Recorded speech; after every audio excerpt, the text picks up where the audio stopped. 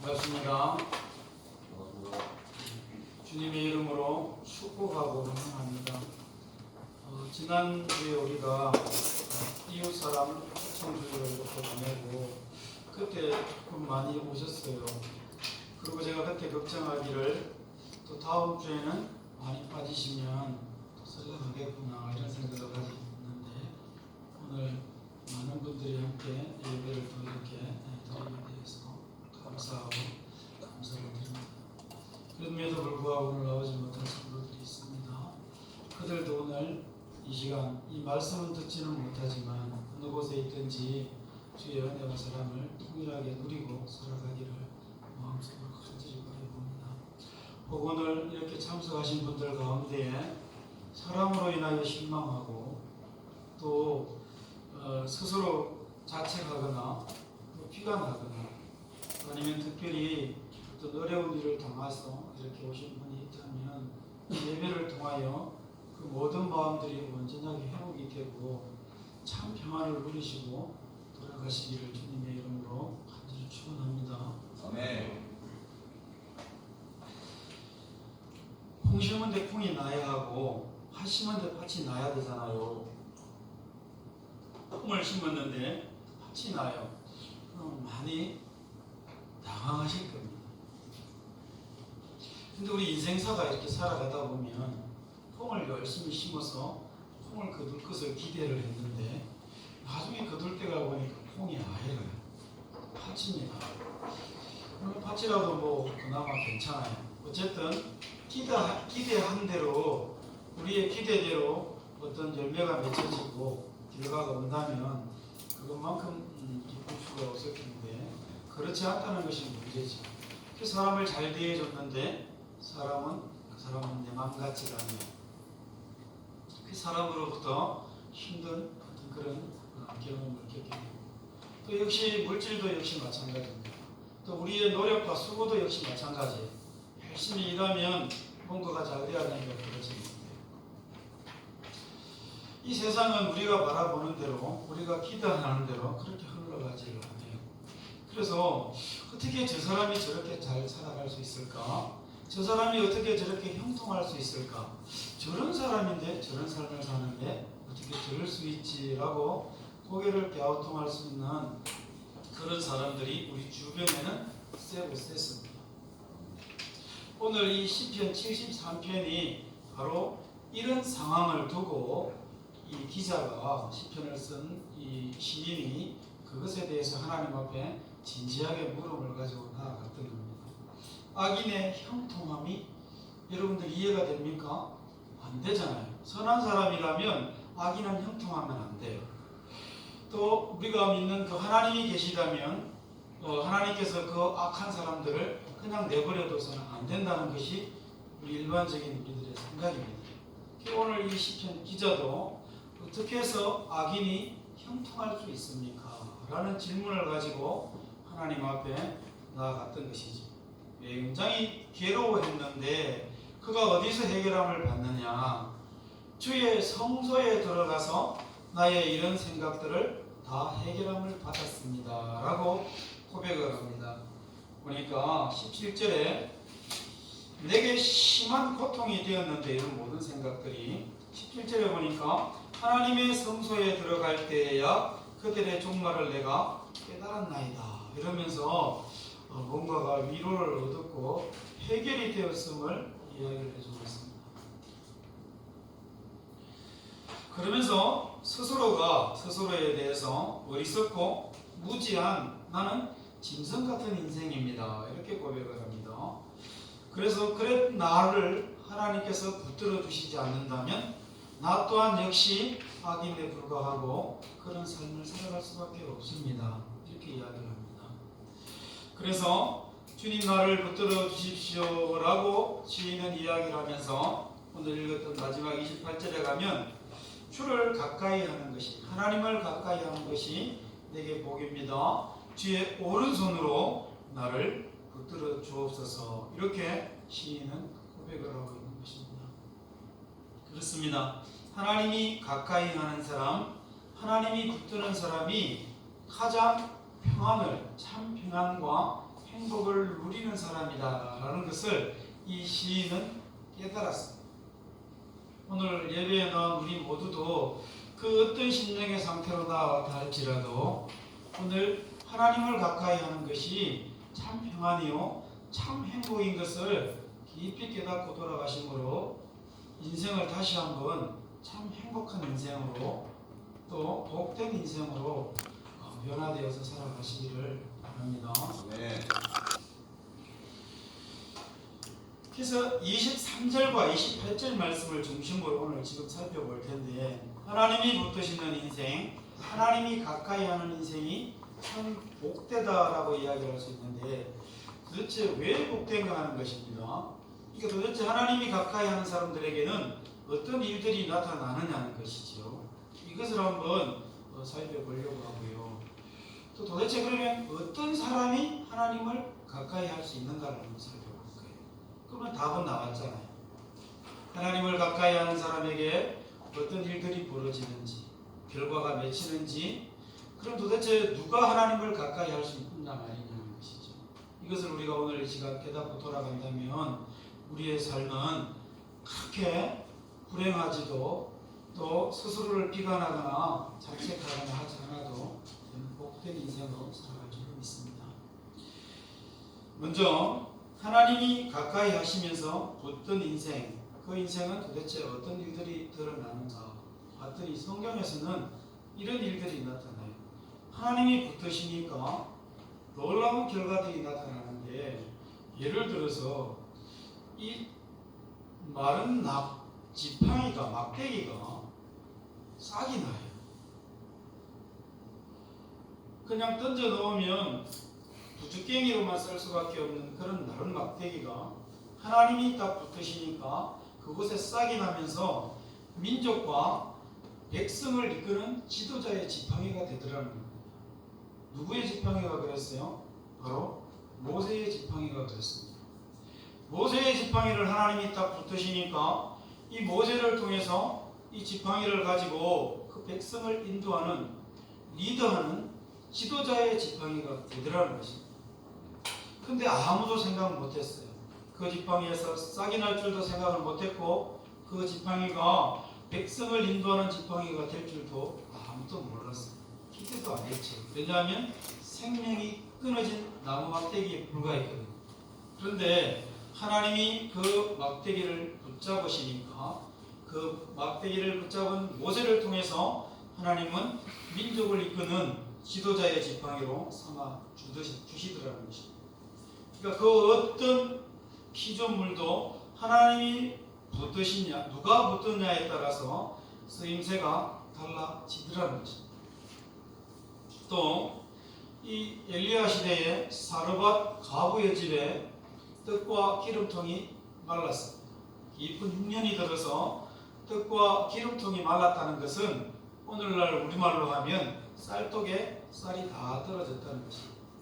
근데 거기에 이번에는 하나님이 붙으신 것이 아니라 하나님의 종이 그 쌀독, 그 떡반죽 그릇과 기름통을 붙잡으니까 그곳에 떡반죽에 밀가루가 떨어지지 아니하고 기름병에 기름이 떨어지지 않는 놀라운 역사가 나타났어요. 제 이야기를 들으면서 막 이런 소리가 들려와요. 에이 목사님 구라를 때리셔도 너무 많이 때리신다. 막 이런 소리가 저기가 들려오는 것 같은데 저는 성경을 이야기합니다. 저는 성경을 믿고 성경에 있는 내용대로 그대로 여러분들에게 전해요. 믿든지 안 믿든지는 하나님이 역사하시면 믿을 것이고 또 하나님이 역사하시지 않으면 다음에 때가 올 것입니다. 그러나 이 시간 성경을 제가 그대로 이야기하니 믿으면 복이 될 줄로 믿습니다. 또 한 번은 이번에는 예수님께서 가나안의 혼인잔치에 참석을 했습니다. 그곳에 잔치를 벌이는 도중에 이 포도주를 그 당시에 이렇게 잔치집에서 내고 그랬는데 포도주가 다 떨어져 버려요. 근데 예수의 어머니가 이 사실을 알고 주인에게 이야기를 해서 종들을 통해서 물을 좀 가져다 주라 그랬어요. 예수님께. 그랬더니 이 예수님 앞에 분명히 갖다 놓은 것은 물이었는데 그것이 나중에 봤더니 다시 뜯어주라라고 이야기해서 뜯어줬더니 물이 포도주로 변해져 있습니다. 예수님이 신적 권능으로 사역을 하시면서 첫 번째 나타내신 기적입니다. 주인이 놀랐어요. 많은 사람들이 이 잔치집은 도대체 어떤 풍성함이 있길래 대부분 채이기 전에 이 잔치가 무르익기 전에 그냥 좋은 포도주를 냈다가 술이 얼큰하게 채고 나면 그 다음부터는 좋지 아니한 등급이 낮은 포도주를 보통 대접하는데 이 집은 어떻게 해서 잔치가 끝나가는데도 불구하고 이렇게 좋은 포도주를 낼 수 있단 말입니까? 라는 소리를 들었어요. 그러니 이 집에 이 잔치를 베푼 이 주인이 굉장히 당황했습니다. 물이 포도주로 변한 것은 형질이 변한 겁니다. 질이 바뀐 거예요. 또 한 번은 예수님께서 넓은 광야에서 들녘에서 제자들과 수많은 사람들을 가르칠 때에 이게 멀리서 이 광야로 따라 나왔기 때문에 이 음식을 구할 수 없는 그런 상태가 되어버렸어요. 그래서 수많은 사람들이 말씀이 좋아 따라 나왔지만 배고픈 줄 모르고 예수님의 말씀을 듣던 중에 때가 된 것입니다. 그래서 제자들도 술렁이기 시작했어요. 도대체 어디서 음식을 구해서 이 많은 사람들을 먹인단 말입니까? 근데 제자 중에 하나가 어떤 소녀의 떡 5덩어리와 물고기 2마리를 가지고 와서 예수님 앞에 딱 놓았습니다. 그때 예수님께서 하늘의 하나님께 축사하시고 그 떡과 물고기를 나눠주라 했을 때에 장정만 5,000명이라고 그랬는데 그 모인 사람은 훨씬 많았겠지요.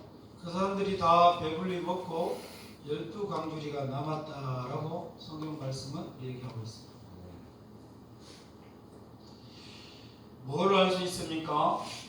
사람이든 물질이든 하나님을 만나고 하나님이 붙들고 하나님 앞에 놓여질 때는 뭐가 온다는 사실입니까?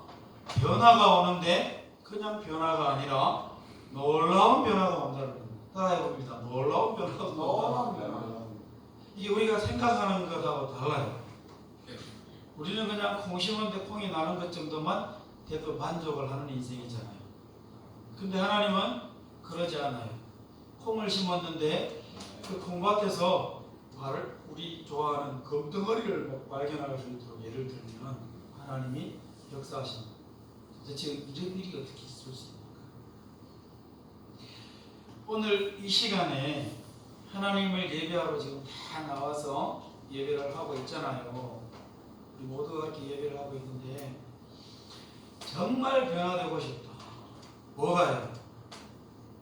삶이 그러려면 먼저 변화되어야 될 것이 있습니다. 생각과 마음의 변화가 되어야 돼요. 그러지 않으면 절대 변화가 올 수 없습니다. 내가 살고 싶다고 해서 삶을 내 마음대로 한번 변화시켜서 살아보잖아요. 작심삼일이란 말 아십니까? 살아갈 수가 없어요. 뭐가 변해야 살아갈 수 있습니까? 생각이 바뀌어야 돼요. 마음이 바뀌어야 돼요. 이거를 조금 전문적인 용어로 가치관이라고 해요. 가치관이 바뀌어야 우리가 모든 것이 바뀝니다. 그런 가치관들이 하나씩 모여 있어요. 물질에 대한 가치 생각, 사람에 대한 생각, 인생에 대한 생각, 어떤 형상에 대한 생각, 성공에 대한 생각, 각가지 생각들 다 있잖아요. 그 생각들을 하나로 딱 통폐합해서 딱 한마디로 이야기하면 또 그걸 뭐라고 이야기하는지 아십니까? 세계관이라고. 우리는 이 세계관이 바뀌지 아니하면 결코 꾸준한 삶으로 연결이 될 수가 없습니다. 변화가 될 수 없단 말이죠. 오늘 이 시간 이 예배를 통해서 단번에 어떻게 바꿀 수는 없겠지만 우리가 살아가면서 성경을 통해서 그런 우리의 생각, 마음이 바뀌어서 삶까지 변화되는 그런 놀라운 변화가 나타나기를 바랍니다. 특별히 예수님이 오늘 우리와 함께 하시는 것은 무엇을 통해 알 수 있어요? 예수님이 뿅 하고 지팡이를 들고 산신령처럼 머리 길게 하고 흰머리에서 나타나시지는 않아요. 뭐를요? 그럴 줄 알고 많은 후대의 사람들이 주님 그렇다면 나도 변화되기를 원합니다. 나와 함께 해주세요. 나도 변화되기를 원합니다. 라고 이야기하는 저와 저를 비롯해서 수많은 사람들이 그렇게 요구가 수요가 있을 줄 알고 우리 주님은 이 성경이라는 것을 우리에게 주셨답니다. 그래서 이 성경은 예수님을 만날 수 있는, 예수님께 붙들릴 수 있는, 다른 말로 하면 우리의 생각과 마음이 성경적인 세계관, 그 세계관으로 바뀔 수 있도록 우리에게 가까이에서 우리들을 붙드시고 우리들을 돕고 계신답니다. 그래서 성경을 가까이 해야 되는 것이죠. 사람이든 물질이든 하나님이 붙드실 때 특별히 양에도 변화가 나타나고 질도 변화가 나타난다라는 사실을 우리는 봤어요. 그래서 하나님께 붙들릴 때에 어떤 결과가 있다? 변화되는 놀라운 역사가 나타난다. 요거 우리 딱 놀라운 변화라고 했어요. 가지고 계시고 또 하나는 그렇다면 그러면 하나님이 그렇게 놀랍도록 붙드시는 사람은 도대체 어떤 사람들이 대상이 되는가라는 겁니다. 나도 그런 사람이 될 수 있습니까? 그런 마음들이 우리에게 있지요. 있기를 바랍니다. 그리고 내가 있었지만 더 풍성하게 온전하게 내가 변화되기를 바랍니다 라는 마음도 아마 있을 거예요. 그래서 그럼 도대체 어떤 사람이 이런 하나님이 붙드시는 사람이 될 수 있는가라는 것을 또 이야기 한번 나눠볼게요. 이것도 제 얘기가 아니에요. 성경의 말씀이에요. 성경 말씀을 그대로 한번 우리가 전해보면 이래요. 바로 주님과 함께 하려는 사람이 어떻게 주님이 붙드신다라는 것을 볼 수 있어요. 뭐 하려고 하는 사람이요? 주님과 함께 하려고 하는 사람. 오늘 73편 23절 말씀에 뭐라고 나옵니까? 내가 항상 주와 함께 하니 그랬습니다. 이게 전제예요. 내가 항상 주와 함께 하니 주께서 내 오른손을 그분이 나를 붙들어 주셨습니다. 이렇게 지금 고백하고 있잖아요. 이 시인은 오늘 복잡한 생각이 있다 그랬어요. 왜 공시원대 뽕이 안 납니까? 이런 마음으로 괴로워하다가 어떻게 성소를 딱 찾았다 그랬잖아요. 이 시인이 성소를 찾았다는 것은 하나님 앞에 문제를 들고 나왔다는 거예요. 하나님 도대체 이게 어떻게 된 것입니까? 라고 성소의 문을 두드리고 성소 안으로 들어왔을 때에 하나님께서 그의 마음을 제가 잘못 생각했군요. 나는 우매하고 짐승만도 못한 인간이었습니다 라는 것을 깨닫고 주님 내가 주님과 함께 하려고 하니 주님이 내 손을 붙들어 주셨습니다. 이렇게 지금 고백하고 있는 거예요. 그래서 우리는 주님이 나를 붙드신다. 주님 앞에 내가 나아감으로 주님이 나를 붙드심으로 내가 변화되기를 바라고 변화되는데 놀랍도록 변화되기를 원한다면 첫 번째 우리는 주님과 항상 함께 하려고 하는 마음이 우리에게 먼저 선행되어야 된다라는 사실을 기억하시기 바랍니다. 오늘 이 시간 예배를 드리는 많은 분들이 왔잖아요. 이 가운데도 보면 하나님을 인정하고 하나님을 진심으로 예배하려고 하는 사람, 성경에서는 그런 사람을 신령과 진정으로 하나님을 예배할 대상을 찾는 자들이라고 그러거든요.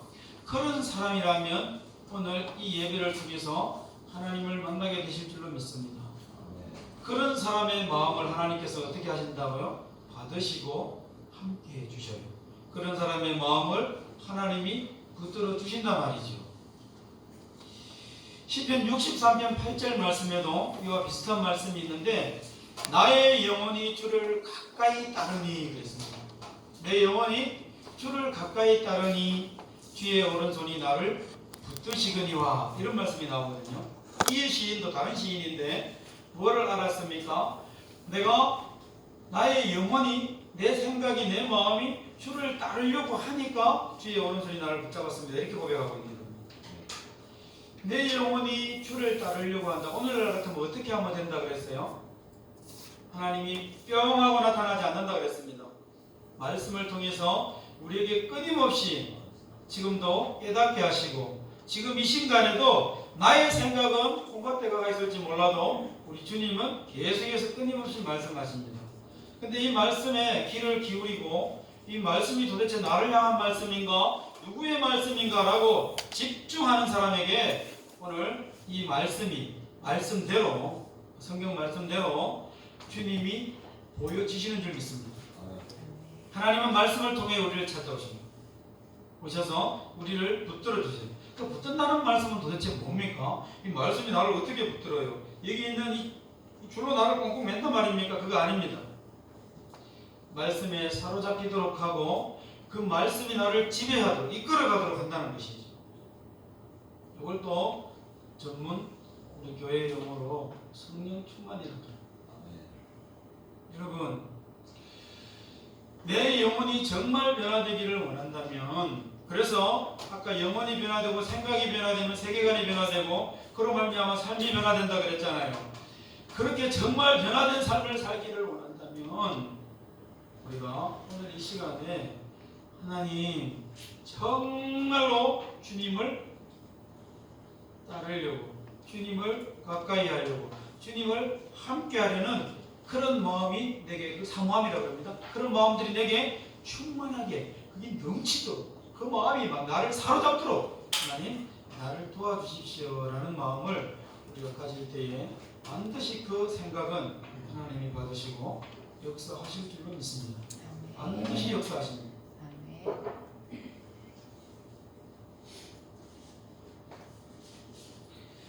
신약 시대에는 또 예수님이 이런 말씀을 예수님을 통해서 또 이런 말씀을 하셨습니다. 야고보 제자를 통해서 이렇게 이야기하셨어요. 하나님을 가까이 하라. 그리하면 너희를 가까이 하시리라 그랬어요. 그러니까 하나님을 가까이 하는 것은 누구의 수고로움이 있어야 돼요? 우리 자신들이 하나님을 가까이 하려고 하는 그런 수고로움들이 우리에게 요구되고 있다는 것을 우리가 알아야 돼요. 하나님이 그냥 찾아오는 인생도 있어요. 어느 날 갑자기 찾아오는 인생이 있는데 그런 인생은 굉장히 복된 인생입니다. 그러나 일반적이지 않아요. 힘쓰고 애쓰는 사람에게 하나님의 영은 임하고 하나님의 말씀은 오십니다. 깨닫게 하셔요. 한번 생각해 보세요. 상식적으로 우리가 이 시간 앉아 있으면서 우리의 생각을 다 딴 데 가지고 있어요. 그런데 하나님의 말씀이 내 생각 속에 들어올까요? 들어오지도 않을 뿐더러 역사하시지도 않아요. 나하고 아무리 상관이 없는 말씀이 되고 말아요. 근데 이 말씀이 도대체 무슨 말씀인가? 저 목사님이 뭐를 지금 이야기하는데 저렇게 진지하게 이야기하시는가? 도대체 무엇을 이야기하시고 도대체 그것을 통해서 내게 뭐라고 지금 이야기하시는가라는 것을 진지하게 마음속에 마음의 문을 열고 대할 때에 그때 실제로 그 말씀이 깨달아지거든요. 제가 늘 하는 이야기지만 제가 고등학교 때 얼마나 공부를 못했으면 그리고 맨날 수업 시간에 잤으면 수학 시간에 선생님이 윤순도 선생님입니다. 혹시 아시는 분 계신지 모르겠어요. 자 좀 깨워줘라. 자가 바로 접니다. 그래 제가 부시시 옆에 친구가 깨워서 일어나면 명주야 이러면 알아요. 정확하게. 왜냐하면 그런 아이가 한 반에 한두 번 꼭 있거든요. 명주야 요거 공식 하나 보고 자라. 요건 억수로 중요한 거대. 요것만 보고 자라. 그렇게 이야기하고 저를 깨워서 제가 부시시 하고 일어났는데 선생님이 그렇게 말씀하시니 저도 짐승은 아니잖아요. 그래서 다른 건 제가 다 포기해도 수학은 포기하지 않아요. 그 선생님 때문에. 이 시간에 도대체 무엇을 말씀하시려고 하는가? 지금 콩 심은데 콩이 나야 되는데 그렇지 못한 상황도 많이 벌어지고 있어요. 이거를 내가 어떻게 받아들일 것인가?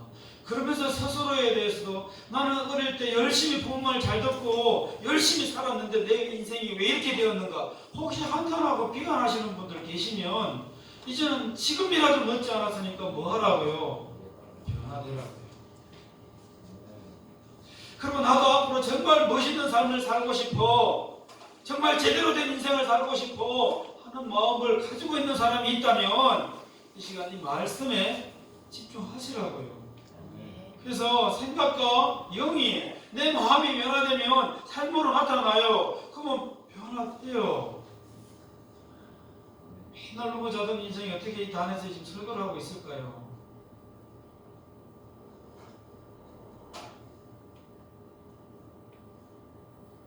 하나님을 가까이 하라. 그리하면 그랬어요. 달았잖아요. 그리하면 하나님이 너희를 가까이 해주시리라. 제 이야기 아니에요. 하나님은 없대요. 지난번에 내 교회 한번 몇 번 가봤는데 아무 상관이 없었대요. 놀랍도록 갑자기 찾아와서 일방적으로 하나님이 찾아오는 영혼도 있어요. 태진아 씨가 그런 영혼도 있고. 그러나 대개는 그렇게 안 찾아와요. 힘쓰고 애쓰는 가운데 하나님을 만나게 됩니다. 그 만나는 것은 뭘 통해서요? 성경을 통해서 만나게 됩니다. 이거 틀림없어요.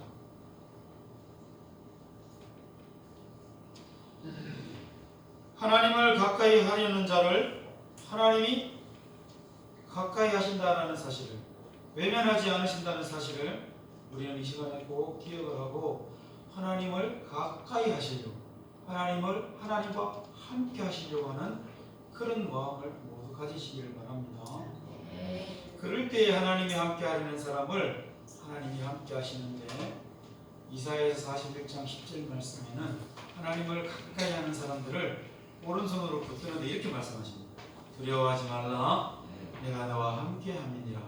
놀라지 말라, 나는 네 하나님이 됨이니라. 너를 굳세게 하리라, 참으로 너를 도와주리라. 참으로 의로운 나의 오른손으로 너를 붙들리라. 이렇게 딱 종을 통해서 하나님이 말씀해 주셨습니다.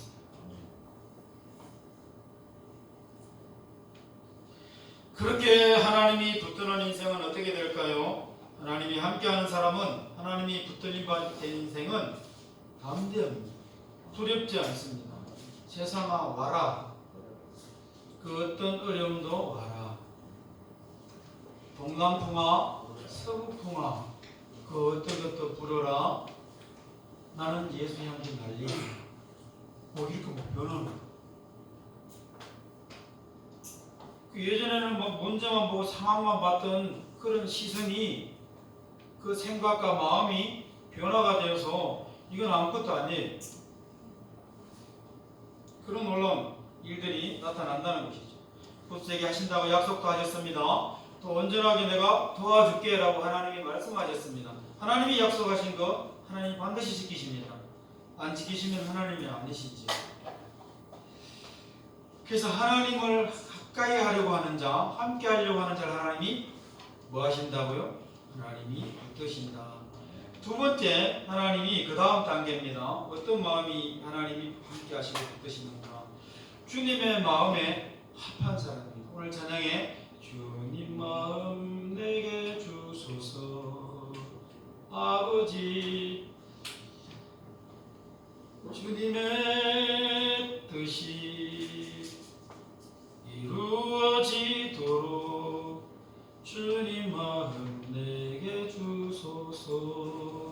그런 찬양을 드렸는데, 우리가 아무리 잘 살려고 해도 하나님의 뜻을 이룰 수는 없어요. 근데 하나님의 마음을 헤아린다면 가능해요. 성경에 보니까 그런 인물이 있었어요. 다윗이 그랬어요. 사도행전 13장 22절에 보니까 다윗은 이새의 아들 다윗을 보니 이는 내 마음에 합한 자라 그랬어요. 하나님이 다윗을 보고 내 마음에 합한 자라 그래요. 우리가 사람이 그냥 옆에 있는 좋아하는 사람이 네 마음이 어떻게 이렇게 나하고 똑같노? 이렇게 이야기가 굉장히 기쁜데 막 떨리잖아요. 하나님이 다윗을 향해서 너의 마음은 나와 마음이 합했다라고 이야기했어요. 그 다음 말이 우리를 더 경쾌하게 합니다. 놀랍더래. 나의 모든 뜻을 그를 통하여 이루리라 그랬습니다. 하나님의 뜻은 이렇게 상상도 할 수 없는 일들인데 마음이 합쳐진 자를 통해서 하나님이 이루신다라고 이야기했어요.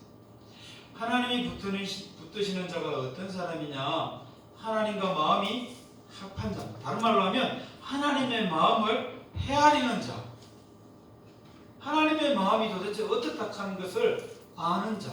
오늘 우리가 교동문 할 때 천사의 방언을 하고 또 뭡니까?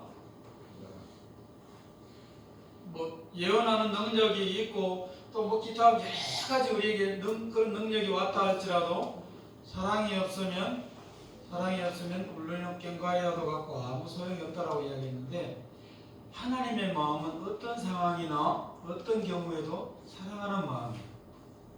쉽지 않은 마음입니다. 근데 그 마음이 하나님의 마음인 것을 알고 어떤 사람이든 어떤 상황이든 어떤 대상이든 하나님의 마음을 나타낸다면 이 사람은 그 마음 때문이라도 하나님께서 뭐 하신다고요? 붙드신다고, 함께 하신다고. 이게 잘 안 되니까 많은 사람들이 어려움을 겪잖아요.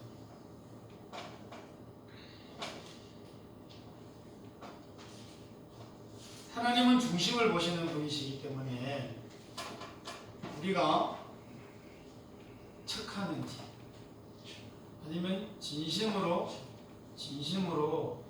그렇게 하는 것인지, 또 거짓인지 참인지를 하나님은 다 알고 계십니다. 그래서 하나님이라 그래요.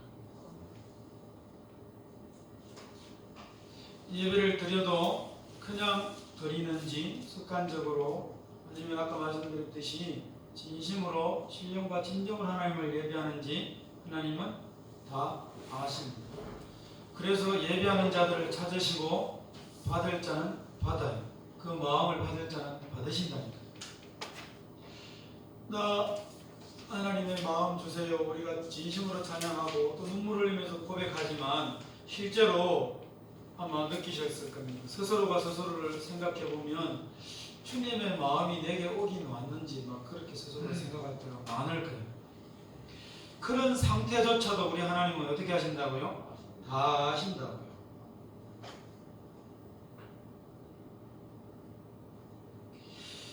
그렇게 아시는 하나님은, 훤히 다 알고 계시는 그 하나님은 당신의 마음에 합한 사람을 찾고 계시고 그런 사람을 붙드시고 당신의 뜻을 이루시려고 함께 하신다니까요. 마지막입니다. 어떤 사람을 하나님께서 붙드시는가? 함께 하려고 하는 사람, 하나님과 마음이 합하려고, 하나님 마음을 헤아리려고 하는 사람이 하나님이 함께 하시고 붙드신다고 그랬는데, 마지막입니다. 그 하나님을 믿고 온전히 신뢰하는 사람을 하나님은 함께 하시고 붙드신다라는 사실을 꼭 기억하기 바랍니다. 세상 사람들은 사람을 믿습니다. 그래서 명심보감에 보면 의인 막용하고 용인 무리라 이런 말씀이 있습니다. 이건 무슨 말씀인가 하면, 사람이 의심스러우면 쓰지를 말고 그 사람을 썼다면 의심하지 말라 이런 말입니다. 그러니까 전적으로 사람을 한마디로 말하면 뭐 하라는 이야기입니까?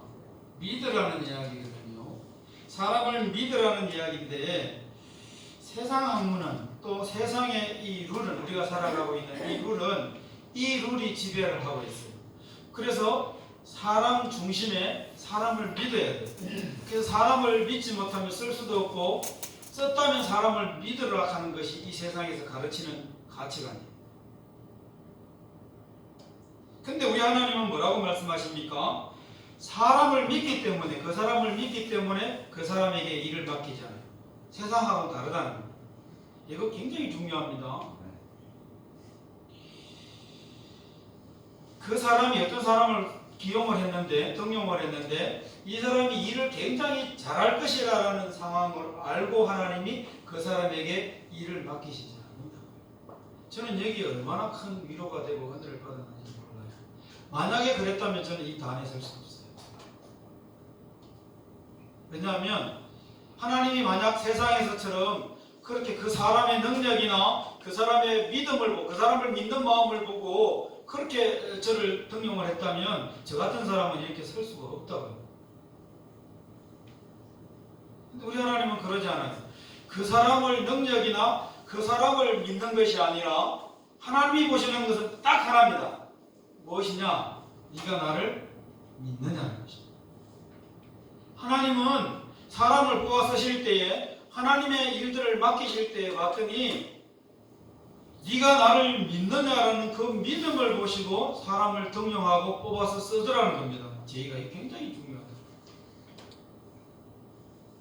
그래서 세 번 배신한 베드로를 찾아가가지고 예수님이 확인한 게 뭡니까?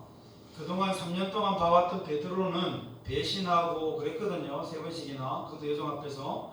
그래서 만약에 세상의 룰대로라면 예수님이 이거 확인했을 겁니다. 내 정말 힘들었거든 너 찾아오는 거. 다시 한번 물을게. 이제 앞으로 나 실망시키지 마라. 너 믿는 거 알지? 다시는 실망시키지 마. 이랬어야 옳아요. 세상의 룰대로라면. 근데 우리 하나님은, 예수님은 베드로에게 뭐라고 말씀하셨습니까? 네가 나를 사랑하느냐 물었어요. 생각해 보세요. 이 질문은 네가 나를 믿느냐라는 질문입니다. 네가 나를 신뢰하고 믿고 나를 사랑하냐? 그러면 내 양을 먹이라. 이렇게 이야기했어요. 세상 사람들이라면 너의 능력이나 내가 볼 때 너는 믿음직스러워. 내가 맡길게. 양을 좀 잘 쳐도 이렇게 이야기했을 겁니다. 아니면 조금 더 생각하는 사람은 아마 네가 이 양들을 사랑하냐? 양들에 대한 애착이 있냐? 양들을 잘 기를 수 있는 기술이 있냐? 그러면 이 양들을 네가 좀 길러봐, 쳐봐 이렇게 이야기했을 거예요. 근데 우리 예수님 그렇게 안 물었어요. 네가 나를 신뢰하냐? 네가 나를 믿느냐? 네가 나를 사랑하느냐? 이렇게 물었단 말입니다. 그래서 하나님은 하나님의 일들을 맡기실 때에 사람의 능력이나 사람의 스펙이나 배경 보지 않아요. 뭘 본다고요? 하나님을 얼마나 신뢰하느냐. 이걸 본다는 것을 오늘 이 시간에 꼭 기억하시길 바랍니다. 그러면 나 같은 사람도 하나님께 붙들릴 수 있고요. 쓰임받을 수 있어요. 붙들린 사람은 어떤 변화가 나타난다고요?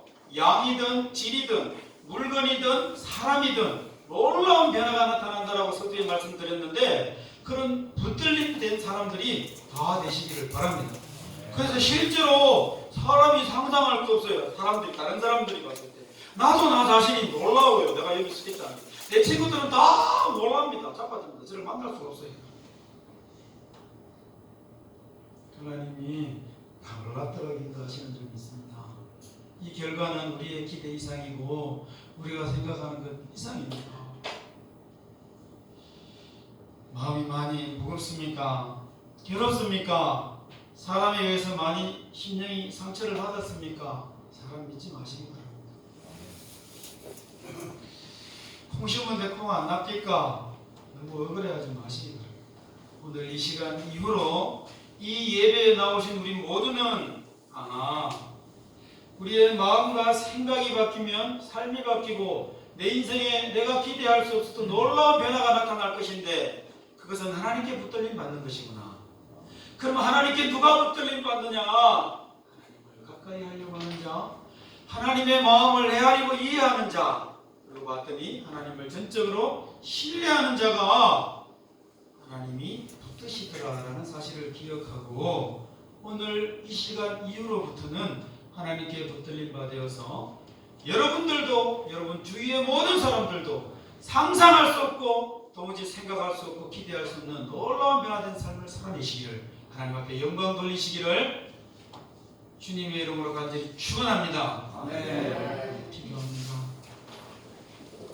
하나님 아버지 감사합니다. 나는 내 마음대로 살았습니다. 난 그것이 옳은 줄 알았습니다.